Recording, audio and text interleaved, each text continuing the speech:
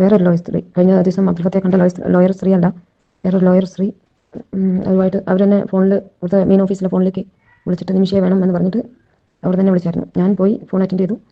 അന്നേരം അവരെന്നോട് പറയുന്നത് ഇങ്ങനെയാണ്, വധശിക്ഷ നടപ്പാക്കാനുള്ള ഡേറ്റ് ഫിക്സ് ചെയ്തു എന്നാണ് പറയുന്നത്. അതിൻ്റെ ഓർഡർ ഇവിടെ ജയിലിൽ വരെ എത്തിയിട്ടുണ്ട് എന്നാണ് പറയുന്നത്. എന്ന് വെച്ചാൽ അതിപ്പോൾ ജയിലിലെത്തുന്നത് എല്ലാവരുടെയും സൈനോട് കൂടി ആയിരിക്കും ഇവിടെ എത്തുന്നത്. എന്ന് വെച്ചാൽ എന്തായിരിക്കും, അപ്പോൾ അവരുടെ ഈദും റംസാനൊക്കെ കഴിയുമ്പോഴത്തേനും നമ്മളെ തീർക്കാനുള്ള പരിപാടി ആയിരിക്കുമോ? എന്താ യമൻ പൗരനെ കൊന്ന കുറ്റത്തിന് വധശിക്ഷയ്ക്ക് വിധിച്ച് ജയിലിൽ കഴിയുന്ന നിമിഷപ്രിയയുടെ വോയിസാണ് നമ്മളിപ്പോൾ കേട്ടത്.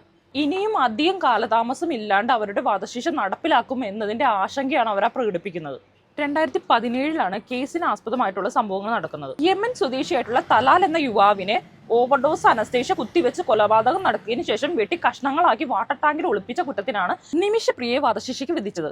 സാഹചര്യത്തിന്റെ സമ്മർദ്ദം മൂലമുണ്ടായ കൊലപാതകമാണെന്ന് നിമിഷപ്രിയയുടെ ഭാഗത്തുനിന്ന് വാദിച്ചെങ്കിലും അവിടുത്തെ ഗവൺമെന്റ് കൊലപാതകത്തിന്, അതായത് ക്രൈമിനെ ക്രൈമായിട്ട് തന്നെ കണ്ട് വധശിക്ഷയാണ് നിമിഷപ്രിയയ്ക്ക് വിധിച്ചത്.